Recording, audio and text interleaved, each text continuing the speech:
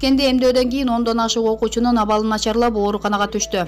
9 апрелде саат 16:00 чамасында Баткен шаарында номер 3 орто мектептин окуучулары эмдөөдөн кийин ооруканага түштү. Бул тууралуу Турмуш басылмасынын аймактык кабарчысы маалымдады. Алдын ала маалыматтарга караганда 5 класстын окуучуларына дифтерия жана селейме оорусуна каршы дары берилген. Андан кийин эмделген балдардын 10дон ашыгынын баш ооруп, кускусу келип, титиреп Баткен облустук бириккен ооруканасына тез жардам аркылуу жеткирилген.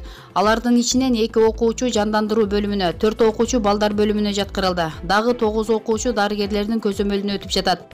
Ата-энелер окуя жөнүндө балдары ооруканага келгенден кийин билишкенин айтышты. Азыркы тапта облустук ооруканада балдардын ата-энелери Баткен облустук санитардык көзөмөл борборунун жетекчиси Нурлан Орозалиев да жүрөт.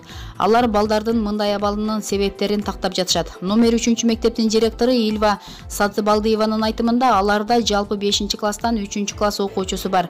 Жалпы 5 класстагылардын саны 75 окуучу. Бүгүн түшкө чейин 46 окуучуга, түштөн кийин 27 окуучуга эмдөө жүргүзүлгөн. Алардын ичинен 13 окуучу ооруканага түштү.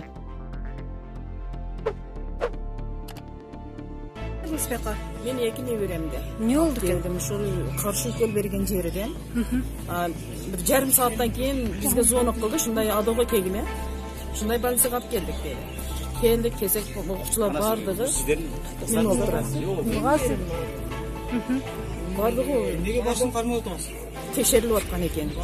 Эки небереңизди алып келдиңиз, Адого түшүп калды депти, анан кызыма бергилечи, сен кызыма берди, башым ооруп атат деди. Анан Женталпаста келдим мен, бир 7-8 километрден келдим. Мисалы Параңдан келдим да.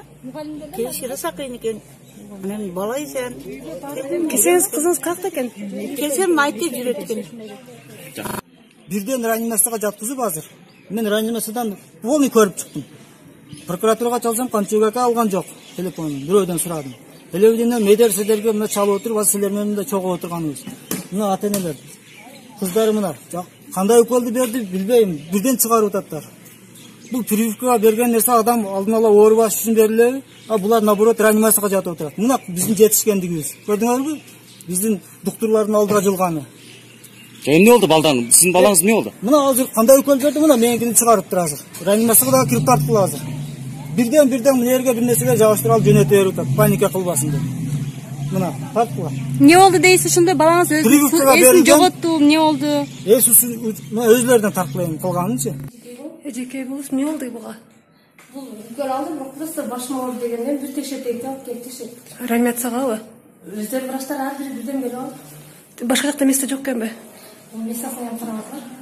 Эми баш ооруса эле реанимацияга түшүүчү терапияга барыш керек беле? Таш мүмкүн эмес. Канча окуучу бар сиздерде? Эмеге каршы эме берген да? Бул өзү АДСМ деп дифтерия столбнякка каршы берилет. Бул эч кандай побочный проявленияларды берчү эмес буга чейин. Бул просто коркунуч пайда болгон балдардачы. Биrini бири көргөн дагы боязнь пайда болгон, орусчасы айтканда. А так эч кандай бул. Азыр 10 окуучу жатпы реанимацияда? Негизи 10 окуучу кайрылган, анын экөөсү детскийде жатат. Экөөсү дагы реанимацияга, просто ата-энесинин суранычы менен реанимацияга котордук. А так состояниялары жакшы. Бул вакцинаны берүү качан башталды? Бүгүн эле башталды? Бүгүн башталды, бүгүн негизи башталат. 11 жашта жасалган вакцина. Сиз ким болуп иштейсиз? Областной иммунолог. Иммунолог, санэпидстанцияда. Келсеңиз реанимацияда экен кызыңыз? Реанимацияда экен, азыр бирден чыгарып берди. Баш айлантып башка.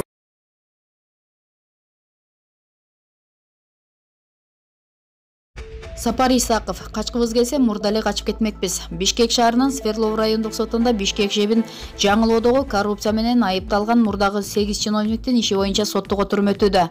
Сот отуруму башталарда жактоочулардын бири Канат Жайлоев судьяга кайрылып, айыпталуучулар тордун артында эмес, залда отуруп сурак алынуусуна уруксат берүүнү өтүндү. Бул нерсе айыпталуучулардын адамдык кадыр баркына шек келтирип жатат жана кыйноо катары баалоого болот, деди жактоочу.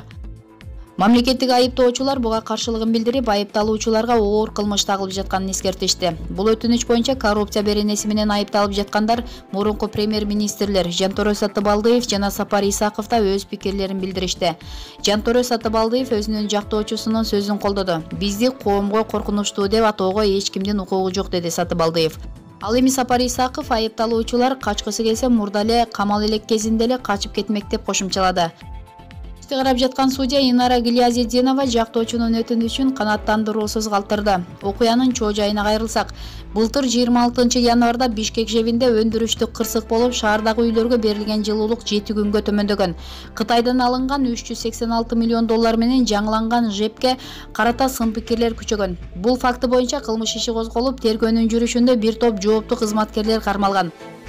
Кийин КСДП бул боюнча билдирүү таратып, өндүрүштүк кырсык Бишкек жебинин жаңыланган бөлүгүндө эмес, эски бөлүгүнөн чыкканын билдирген. Анда 1961 жылы пайдаланууга берилген жепти реконструкциялоо шаарды кыйроодон аман алып калды. Мына ошол кыйроонун алдын алгандар бүгүн камакта отурушат деп жазылган. Андан кийин Жогорку кеңеш жептеги аварияга байланыштуу өкмөттүн 2017-2018 жылдардагы көз-кыш мезгилдерге даярдыгын жетишерлик эмес деп таап, күнөөлүүлөрдү жоопко тартуу боюнча токтомду караган. Бишкек жебин жаңылоодо коррупция беренеси менен айыпталып жаткандар мурунку премьер-министр Жантөре Сатыбалдиев, Сапар Исаков, депутат Осмонбек Артыкбаев, Улуттук энергия холдингдин мурунку директору Айбек Калиев, электр станциялары ишканасынын мурунку жетекчиси Салайдин Абазов, электр станциялары ишканасынын башчысынын мурдагы орунбасары Жолдошбек Назаров, Бишкек жылуулук электр борборунун модернизациялоону башкаруу боюнча топтун мурдагы аткаруучусу директору Темирлан Бримкулов жана мурдагы каржы министри Ольга Лаврова. Булак суперкежи.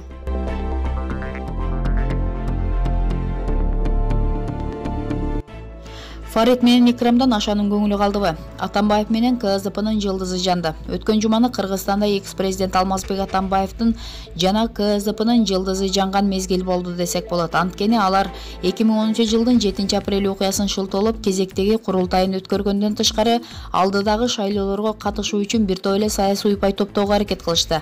6 апрелде КСДПнын жабык жашуурун өткөргөн курултайынан соң бул азыр же башкаруучу экендиги, же бийликке каршы оппозиция экендиги билинбей, ит жыгылыш абалындагы партиянын саясий кеңешинин жаңы курамы жарыяланды.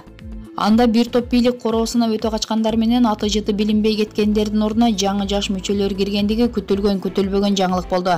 Бирок бул тизмеде Алмазбек Атамбаевди бийликте турганда көлөкөсүндө ээрчип жүргөн эки фигура, серий кардинал атка конгон ишенген адамдары Ниязов менен Илмияновдун жоктугу таң каларлык болду.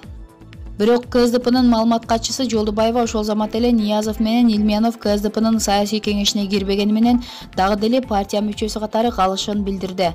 Мен Ниязов менен Илмияновдун КСДПнын саясий кеңешине кирбегени боюнча түшүндүрмө бере кетейин. Биринчиден, бул алардын тандоосу болду. Фарид Ниязов жолду жаштарга, жаңы жүздөргө бериш керек деп эсептейт. Бүгүн КСДП жаңы багыт алды. Анда элитаны алмаштырууда каралган. Бирок биз Фарид Ниязовдон саясий кеңештин курамында калууну өтүндүк. Кантсе да ал партияны курууда чоң салым кошкон жана кошуп келатат. Фарид Ниязов Алмазбек Атамбаевдин кеңешчиси жана Апрель коомдук фондунун директору бойдон кала берет. Икрамжан Илмиянов 2017 жылы эле президенттик шайлоо бүткөндөн соң партиянын иштеринен алыстоо ниетин билдирген. 2018 жылдын башында бул чечимин тастыктаган. Экинчиден, экөө тең КСДПнын мүчөсү катары кала берет, деди Жолдубаева. Кап, азыр бири УКМКнын абагында отурган, экинчисинин үстүнөн кылмыш иши домоктун кылычында илинип турган бул эки азамат Алмазбек Атамбаев президент болуп турганда ушундай кадамга барышса, анда эл туура кабыл алат болчу. Булак Назар Ньюс KG. Оорукананын алдына таштап кетишкен. Бишкекте сабалган эки кишинин бири көз жумду. Белгисиз адамдар жеке клиниканын алдына катуу сабалган эки адамды таштап кеткен. Жабырлануучулардын аты жөнү аныкталды. Бишкектеги медициналык мекемелердин биринин алдына белгисиз адамдар катуу сабалган эки кишини таштап кетишкен. Алардын бири каза болуп калган. Бул тууралуу Спутник Кыргызстан агенттигине укук коргоо органдарындагы ишенимдүү булак билдирди. Анын айтымына караганда, окуя түн ортосунда болгон. Белгисиз адамдар унаа менен келишкени маалым болду. Ленин райондук ички иштер бөлүмүнүн кызматкерлери шектүүлөрдүн ким экенин тактоо үчүн иликтөө иштерин жүргүзүп жатат. Саламаттык сактоо министрлиги бүгүн 10 апрелде эртең менен саат 30да тез жардам кызматына Камек менчик клиникасынан билдирүү түшкөнүн айтышты. Министрлик жабырлануучулардын бири каза болуп калганын ырастады. Экинчиси реанимацияда комада жатат. Милиция азырынча сабалгандардын ким экенин тактады. Реанимация бөлүмүнөн көз жумган кишинин жанынан айдоочулук көлүгү табылган. Андагы маалыматка караганда, жаран 1974 жылы туулган. Экинчиси 1983 жылкы киши. Учурда оор абалда дешти. дешти милициядан. Факт кылмыштар жана жоруктардын бирдиктүү эресинен кылмыш жаза кодексинин 138-беренеси, башкача айтканда ден соолукка оор залака тийгизүү беренеси менен каттоого алынды. Булак Спутник KG.